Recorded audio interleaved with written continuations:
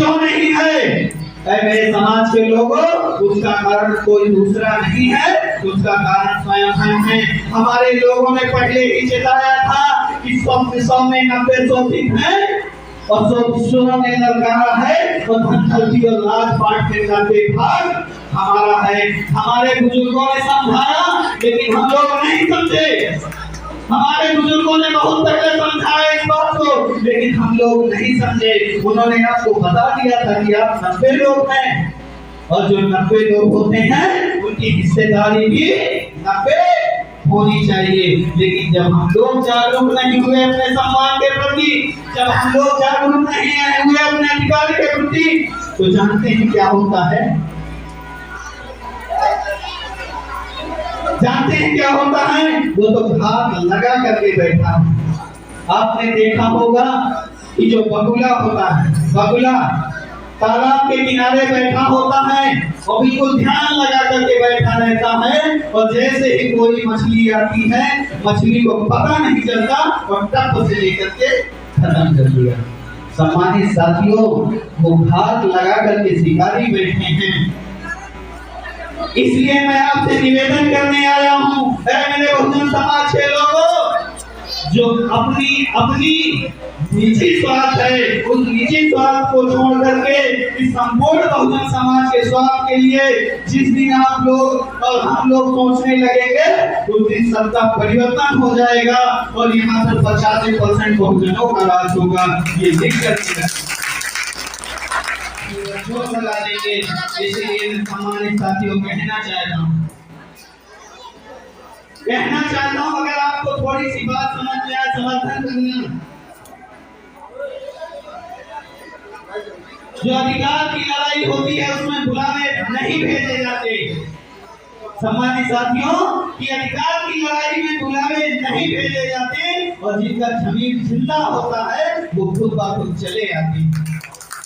सम्मानित साथियों, वो लोग हमारे संविधान को खत्म करने की बात कर रहे हैं और हम लोग हाथ पर हाथ रखे हुए बैठे हैं, और हमें इस बात पर शर्म है, गर्व नहीं है।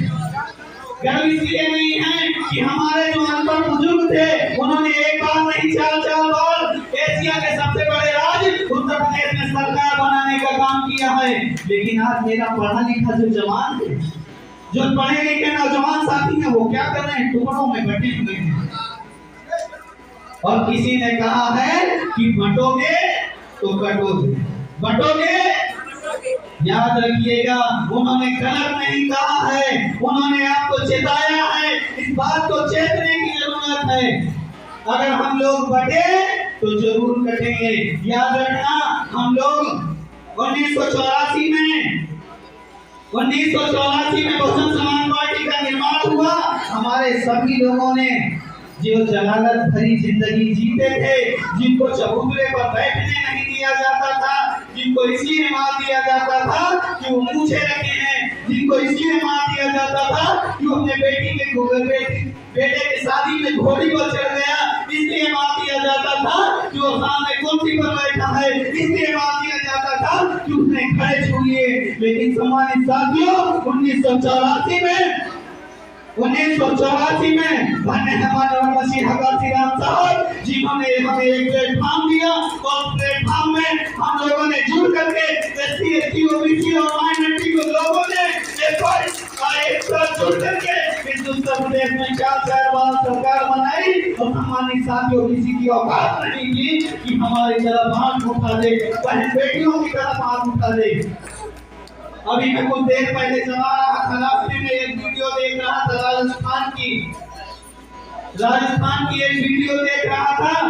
वो किसी भी समाज की लड़की हो, हमें इससे मतलब नहीं है, लेकिन वो हमारे देश की बेटी है। सम्मानित साथियों, वो ऑटो रिक्शा से जा रही थी, उसकी माँ थी, उसका भाई था, और ऑटो भगवा करके जबरदस्ती बेटी को खींच करके लोगों ने स्कॉर्पियो में बैठा लिया गया और लेकर करके उसका बलात्कार करके जान से मार दिया गया। क्या हम लोग मुंह दिखाने लायक हैं? हम लोग मुंह दिखाने लायक नहीं। सम्मानित साथियों, संविधान जिसकी आज हम लोग शपथ लेने के लिए एकत्रित हुए हैं, जिसके दिवस को मनाने के लिए एकत्रित हुए हैं उसको समझना होगा, उसको समझना होगा कि सब मतलब बराबर। सभी पढ़े लिखे से बुद्धिजीवी वर्ग के लोग बैठे हैं, सभी को पता है संविधान का मतलब होगा सब माने बराबर, विधान माने कानून।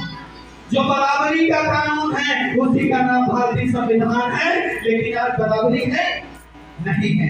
क्यों नहीं है? मेरे समाज के लोगों, उसका कारण कोई दूसरा नहीं है, उसका कारण स्वयं हम हैं। हमारे लोगों ने पहले ही चेताया था कि 100 में 90% है और 100 में ललकारा है और धनखलती और राजपाट के 90 भाग हमारा है। हमारे बुजुर्गों ने समझाया लेकिन हम लोग नहीं समझे। हमारे बुजुर्गों ने बहुत पहले समझाया इस बात को, लेकिन हम लोग नहीं समझे। उन्होंने आपको बता दिया था कि आप 90 लोग हैं और जो 90 लोग होते हैं उनकी हिस्सेदारी भी 90 होनी चाहिए। लेकिन जब हम लोग जागरूक नहीं हुए अपने सम्मान के प्रति, जब हम लोग जागरूक नहीं हुए अपने अधिकार के प्रति, तो जानते हैं क्या होता है? जानते हैं क्या होता है? वो तो घात लगा करके बैठा है। आपने देखा होगा कि जो बगुला होता है, बगुला तालाब के किनारे बैठा होता है और बिल्कुल ध्यान लगा करके बैठा रहता है और जैसे ही कोई मछली आती है, मछली को पता नहीं चलता और टप से लेकर के खत्म कर दिया। सम्मानित साथियों, वो घात लगा करके शिकारी बैठे हैं। इसलिए मैं आपसे निवेदन करने आया हूँ, मेरे बहुजन समाज के लोगों, जो अपनी निजी स्वार्थ है, उस निजी स्वार्थ को छोड़ करके इस संपूर्ण बहुजन समाज के स्वार्थ के लिए जिस दिन आप लोग और हम लोग सोचने लगेंगे, उस दिन सत्ता परिवर्तन हो जाएगा और यहाँ पर 85% बहुजनों का राज होगा। ये लिख करके और हम लोग हाथ पर हाथ रख करके बैठे हैं, हम लोग हाथ पर हाथ रख करके बैठे हैं। हाथ पर हाथ रख करके बैठने से काम नहीं चलेगा, क्योंकि आने वाला समय ऐसा होगा हम अपने बेटों को बीए करवा लेंगे, ग्रेजुएट करवा लेंगे, इंजीनियरिंग करवा लेंगे, लेकिन चाहे सरकारी हो चाहे प्राइवेट सेक्टर हो, कहीं पर भी नौकरियां नहीं रहेंगी। और जब नौकरियां नहीं रहेंगी तो हमारा ग्रेजुएशन करने वाला लड़का मजदूरी करने नहीं जाएगा। सम्मानित साथियों, मजदूरी करने नहीं जाएगा तो वो आत्महत्या करना कबूल करेगा, लेकिन ईंटा गाड़ा करना कबूल नहीं करेगा, क्योंकि उसने मान सम्मान के साथ पढ़ाई की है। अगर इस पढ़ाई को बचाना है, इस संविधान को बचाना है, तो एक साथ मिलकर के मेरे समाज के लोगों, SC ST समाज के लोगों, हम लोगों को एकत्रित होना होगा। और कुछ लोग कहते हैं ना, हमारे ही कुछ भाई कहते हैं कि अरे ऊपर से नीचे तक उनकी सरकार है, हम लोग कुछ नहीं कर पाएंगे। मैं आपको बता दूं, 60 साल तक कांग्रेस ने यहाँ पर शासन किया और कांग्रेस को भी गुमान था कि अब हमें हटाने वाला कोई नहीं है, कि भीगती आंखों के मंजर नहीं देखे जाते। मैं निवेदन करूंगा आपसे कि भीगती आंखों के मंजर नहीं देखे जाते और अब हमसे ये समंदर नहीं देखे जाते। भीगती आंखों के मंजर नहीं देखे जाते और हमसे ये समंदर नहीं देखे जाते। और जिंदा रहना है तो जंग से डरना कैसे? जिंदा रहना है तो जंग से डरना कैसे? और जंग राजी हो तो लश्कर नहीं लेके जाते, जंग राजी हो तो लश्कर नहीं लेके जाते। सामान्य साथियों, कांग्रेस को गुमान था, ऊपर से नीचे तक हमारी सरकारें हैं, हमारा कोई कुछ बिगाड़ नहीं सकता। लेकिन सामान्य साथियों, बहुजन समाज पार्टी का निर्माण हुआ और कांग्रेस को माननीय मसीहा काशीराम साहब ने अपने लोगों से कहा कि मेरे समाज के लोगों, मेरे आगे नहीं बल्कि मेरे पीछे आ जाना, और जिस दिन तुम पीछे खड़े हो गए तो ये तुम्हारे सामने कटोरा लेकर के भीख ना मांगे तो काशीराम नहीं कहना। सामान्य साथियों, उन्होंने करके दिखाया और एक सीट के लिए कांग्रेस को यहाँ पर मजबूर कर दिया। इसलिए मैं आपसे कहना चाहता हूँ कि आप लोग भी एकत्रित हो जाना, क्योंकि ये जो सम्मान की लड़ाई है, सम्मान की लड़ाई है किसी एक व्यक्ति, किसी एक समाज के लिए नहीं। सम्मान की लड़ाई किसी एक व्यक्ति, एक समाज के लिए नहीं है, इस संपूर्ण बहुजन समाज के लिए है। कुछ लोग कहते हैं, हमारे ही समाज के मैंने कुछ लोगों को देखा है, कुछ लोग कहते हैं यार हमारा तो फलाने से बढ़िया अच्छा लगाव है, हमारा काम हो रहा, हम क्या करें दुनियादारी। लेकिन याद रखना, जो ये लोग सोचते हैं कि हमारा काम हो रहा, हमको दुनियादारी से मतलब नहीं है, तो आप लोग याद रखना कि जब घर जलेगा तो मेरा भी जलेगा और आपका जलेगा, मेरा भी जलेगा और आपका जलेगा। और जो लोग ऐसे कहते हैं कि हमको दुनियादारी से मतलब नहीं है, तो हम लोगों से कहना है कि जलते घर को देखने वालों, जलते घर को देखने वालों, फूस का छप्पर आपका है।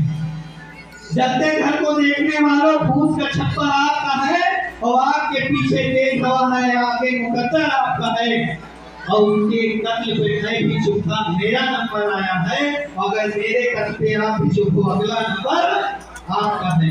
याद रखना इस बात को, क्योंकि जब हम लोग दूसरे के इनका इंतजार करेंगे कि अगर वो मर रहा है मरने, तो हमसे क्या लेना देना। अभी मैंने देखा फतेहपुर में जब SC/ST के आरक्षण की बात आई, तो सम्मानित साथियों में उस आंदोलन में था, बहुत सम्मानित साथी सभी लोग हमारे आंदोलन में थे और हमारे ही OBC भाई उसमें नहीं नजर आ रहे थे। 5000 की भीड़ में केवल 200 लोग होंगे वहां उसके। लेकिन मेरे समाज के लोगों याद रखना, मेरे समाज के लोगों याद रखना कि जब तुम्हारी बारी आएगी तो मैं इंतजार करूंगा, मेरी बारी आएगी इंतजार करोगे, ये कभी नहीं सोचना। क्योंकि जब हम इस चीज को सोच लेंगे, हमारे बीच में विखंडन होगा और उनकी वो बात साबित हो जाएगी कि बटोगे तो बटोगे।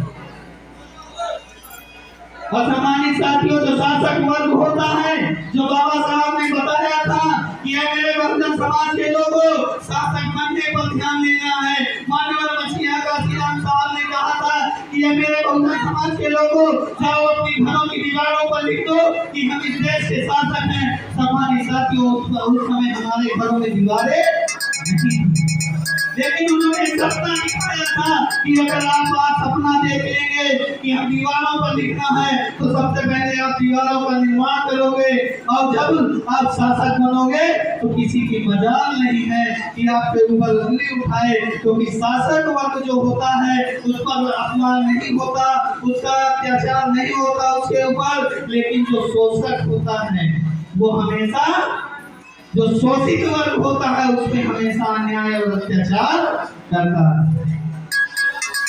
और अगर हमको शासक बनना है तो एक ही रास्ता है, वो है रास्ता चुनाव। हम लोगों को देख, बाबा साहब ने एक, पीछे के जितने साथी हैं आप लोग, निवेदन करूंगा कि थोड़ी देर बोलूंगा। शासक होता है उस पर अन्याय नहीं होता, और अन्याय क्यों नहीं होता उसका भी एक कारण है।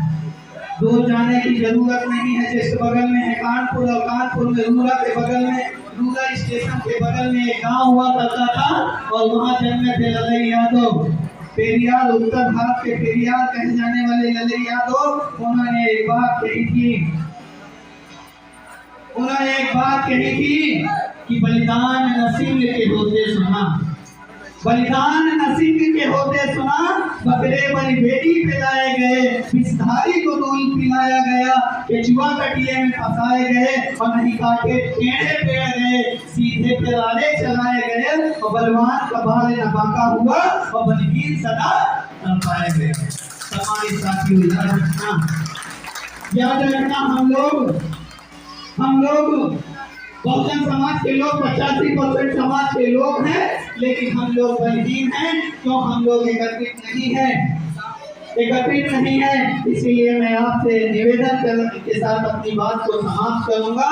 क्यों बैठे हो यहाँ पे गुनहगार की तरह, क्यों बैठे हो यहाँ पे गुनहगार की तरह, और हक चाहते हो तो छीन लो हकदार की तरह, हक चाहते हो तो छीन लो हकदार की तरह। और आपसे चंद लाइनों में अपने आप लोगों से रजा लूंगा कि मेरे समाज के लोगों एकत्रित हो जाना, क्योंकि जब आप एकत्रित हो जाएंगे, जब आप एकत्रित हो जाएंगे तो कोई भी आपको बहका नहीं पाएगा। लेकिन हमारे समाज में भी कुछ लोग होते हैं, कहते हैं कि भैया हम लोग को जय भीम करते हैं।